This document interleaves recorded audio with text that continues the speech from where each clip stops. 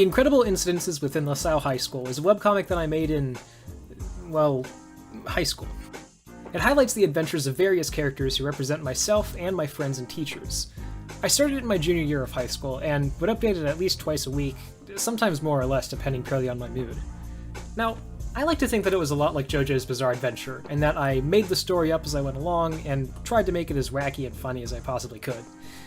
With that said, however, I actually did have a general plan for how the overall story arc would go, but unfortunately by the time I graduated, I didn't make it far enough into the story to even give a hint as to how insane I wanted it to get. Today, however, we will delve into the plan I had for this legendary tale. So, ladies and gentlemen, boys and girls, dogs and cats, frogs and rats, and of course, everything in between, my name is Genocide, and today I will tell you of the incredible incidences within LaSalle High School. What's up, sweet cakes? Who's here? Anyway, Earth girls are easy. So what you gonna do, little buckaroo? Hey, you better ask her nice. All you gotta do, happy fool, is ask your mom.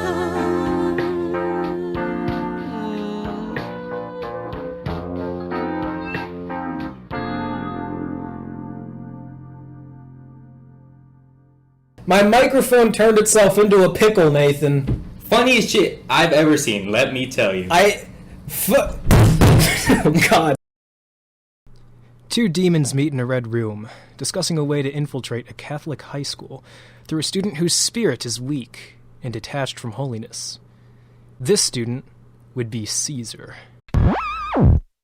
A rowdy demon approaches him, but Cæsar is too skilled for it. He catches its flame with his sword, and then slices the demon into 1,000,000 pieces.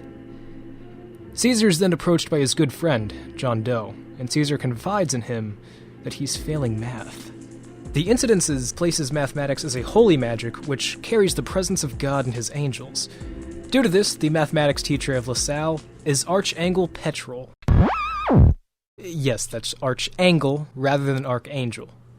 Despite his status as one of God's most devoted, however, a powerful demonic virus has been successful in possessing and corrupting him. Fortunately, John Doe's demon clocker, patent pending, is able to pick up on this. He and Cæsar immediately stand to challenge the possessed Archangel, but Cæsar's wits are soon outdone by the Archangel's confusing method of mathematics. John Doe rises to fight, only to be bested by the Archangel's matrix shield.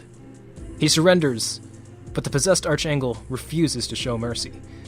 As the Archangel readies his killing blow, Cæsar screams, "No solution," as his response to the Archangel's mathematics. Stunned, the Archangel declares that Cæsar's response is correct. Later that day, Cæsar and John Doe meet in Mr. Mudkip's classroom. The two discuss the Archangel's odd behavior, and in comes Laser Man. Although, at first his name was Laser Guy. Laser Man points out the demon's inability to copy the Archangel's nature, and opts to help Cæsar and John Doe as they plan a second battle. They end up spending their entire night planning, and sometime later, it's finally time for the final fight against the possessed Petrol. Just as soon as class begins, Laser Man fires a laser straight at the possessed Archangel, only missing by a few centimeters. The possessed Archangel readies more equations, which are immediately shot to bits. Possessed Archangel then decides to retaliate with a surprise power, Incidences Mathematicus. A quick note. Incidences is described in the Dictionary of Obscure Sorrows as the tendency to give up trying to talk about an experience because others are unable to relate to it. The name of his power, then, essentially means that he's given up on his mathematic powers and has reverted to traditional demonic powers. John Doe immediately sees the change as an opportunity. He reveals a secret weapon, Rocky the Rock. Rocky latches onto the possessed Archangel, leaving him stunned and confused for a moment. Laser Man takes this opportunity to attack, and John Doe follows suit, successfully exorcising him within seconds. The Archangel's consciousness is regained, and he is rightfully confused. Laser Man, John Doe, and Cæsar explain the situation to him off-screen, and the Archangel then decides to upgrade the three students' abilities for their own protection. He brings them back to Mudkip's room, and the two of them discuss how the demon situation can be best handled. They decide to leave the students out of it, and despite some protests, John Doe and Laserman ultimately decide that it's best that they don't interfere. Cæsar, however, insists that the trio ought to help out. John Doe assures him that things are best left in the hands of their teachers. Cæsar sighs and concedes the point. Later that night, out of desperation, Cæsar draws a sigil on the floor of his bedroom, an attempt to summon none other than Lilith, the first succubus, and the mother of all demons. His attempt is unsuccessful, and so he resigns to going to bed and sleeping alone. Hours later, a magenta snake creeps up to Cæsar to mark the end of Season 1.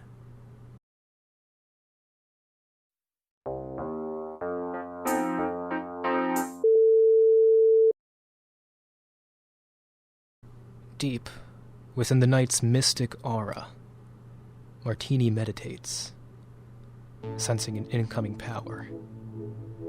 He knows for sure that it will either be an angel or a demon, but for the first time in his life, he doesn't know which. John Doe and Laserman meet each other the next morning, noticing Cæsar's absence. John knows that Cæsar can't be sick, as Cæsar would have sent a text by then. Meanwhile, Cæsar lies at home, resting his head on Lilith's lap as she comforts him. Martini approaches Laserman and John Doe, stating that Cæsar has been visited by an otherworldly entity, thus explaining his absence. After giving his drink to Laserman, Martini admits that he doesn't know what the entity is, but he does know who can help him find out. The Archangel. Martini demands to know the presence of the other angels, and then explains, along with Laserman and John Doe, of Cæsar's situation. The Archangel announces an investigation. Our heroes, short of Cæsar of course, park in a van outside of Cæsar's house to first observe his behavior. Laserman notes that he and Lilith seem to be, wrestling. After some deliberation, John Doe, Laserman, and Martini opt to go in together to stop Lilith. Martini opens a portal to Cæsar's room, but upon entering sees that there's no demon after all. As it turns out, Martini had preemptively activated his drunkard's aura as he opened the portal. Drunkard's aura allowed for him and his comrades to see through the illusions set up by demons. Lilith was never there. It was just an illusion cast on Cæsar's body pillow. The group takes a moment to think, and Laserman comes to the sudden realization that the demons are attacking Cæsar. But the question remains, why?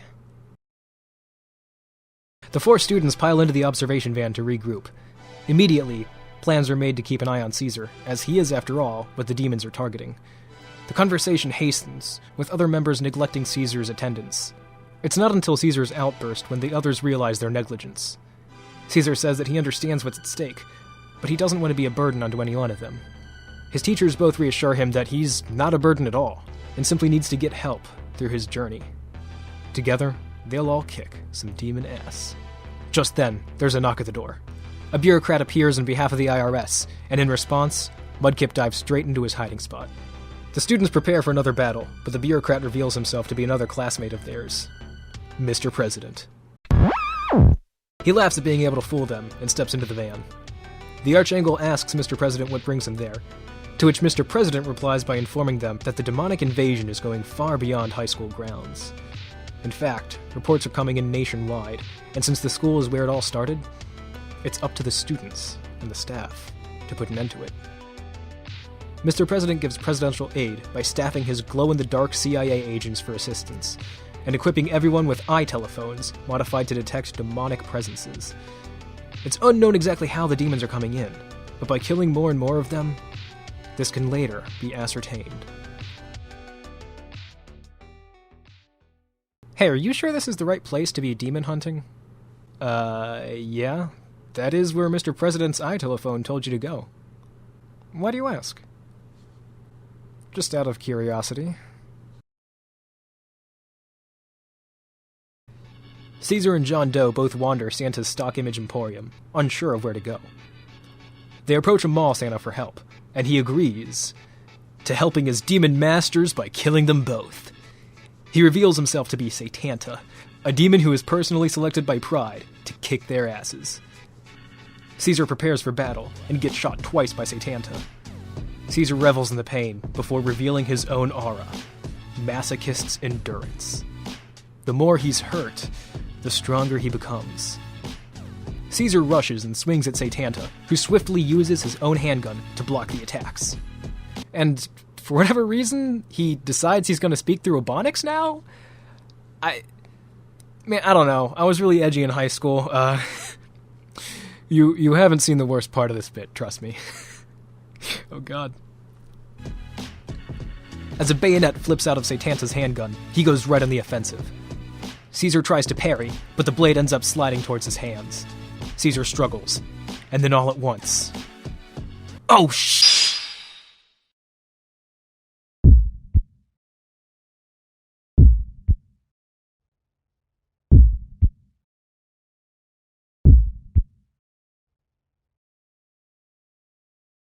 John Doe, within one frame, is filled to the absolute brim with a malicious hatred. A hatred not just for Satanta, but the entirety of Satanta's literal and metaphorical family. The whole store is bathed in darkness as John Doe begins to take a new form. He vows in that moment to avenge his friend, to kill Satanta. But most importantly, he's gonna say the N-word.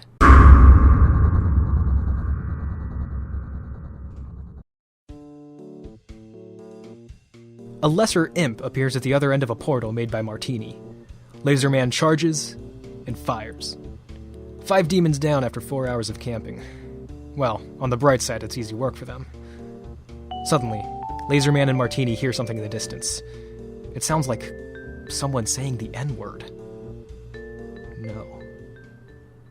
Not just anyone. John Doe himself is saying it. Satanta is backed against the wall, baffled by the power of John Doe saying the N-word.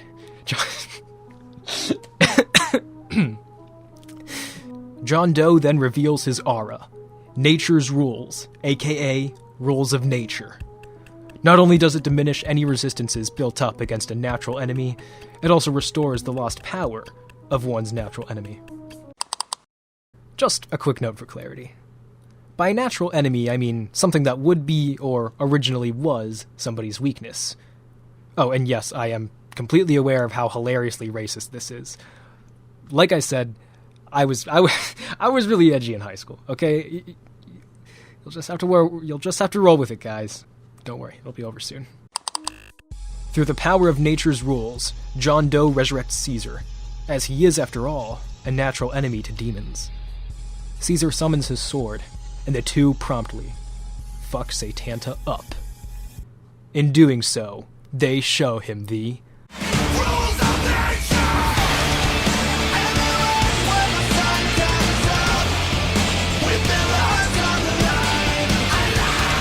Now, John, bring him down!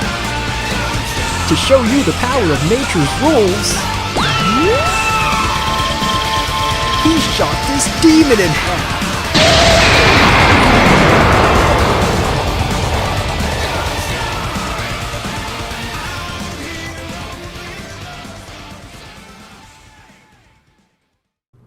God. Satanta's upper half falls into the ground. John Doe laments that This is the deadest I've ever seen. Cæsar calls him racist. Cæsar then looks down on himself, amazed that he was resurrected by nature's rules. After John asks how he's feeling, Cæsar loses a lot of blood and passes out right there. Meanwhile, Laserman sits in the same field as before, waiting for more demons. Martini comes back with a martini for Laserman. Laserman asks what they're doing there, with Martini stating that it's just what Mr. President ordered. Laserman questions the order itself, and just then, his scouter rings. Mr. President is on the other end, announcing the approach of the Doot Revenants. He tells Laserman to prepare Assassin's Mark. He then hangs up right there, leaving Laserman confused. Laserman asks Martini about Assassin's Mark, and then Martini explains all about auras.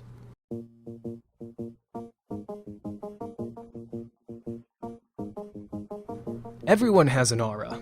Each aura has its own color and sigil to associate with it. Martini's aura, for example, is Drunkard's aura. Drunkard's aura allows him to see through illusions.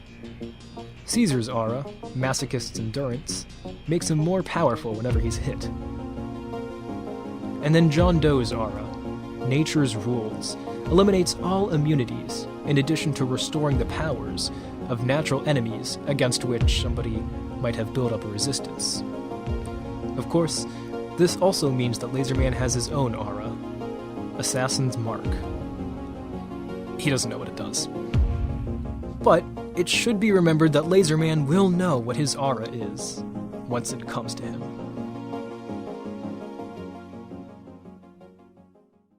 And that's pretty much where it ends. Except, not really. See, there was actually a lot more that I had planned, but unfortunately I couldn't get it all done due to, well, graduating from high school. I knew that no one would continue visiting the boards after graduation, so why bother updating? Well, over a year later, I think it's finally time to make one more update. One final update to go over everything that I had envisioned, and complete the epic plotline of the incredible incidences within LaSalle High School. But before that, we should go a bit more in-depth to how this incredible world works. What are auras? How do they work? What are marks, and how do they work? Who the heck are these people anyway? All of this and more on my next video about the incredible incidences within LaSalle High School. Hey. Look at that runtime. Do you really think you're willing to sit down for 3 consecutive hours to get the full scoop on some crap comic I made in high school? Or are you more willing to take it one thing at a time at an easier to digest pace? Actually, you know what? Don't bother answering. The video's gonna be a crock of shit anyway, so who cares? Dislike, leave a hate comment, and for the love of Christ, unsubscribe so I don't have to see this garbage on your YouTube feed. I'll see you on the other side.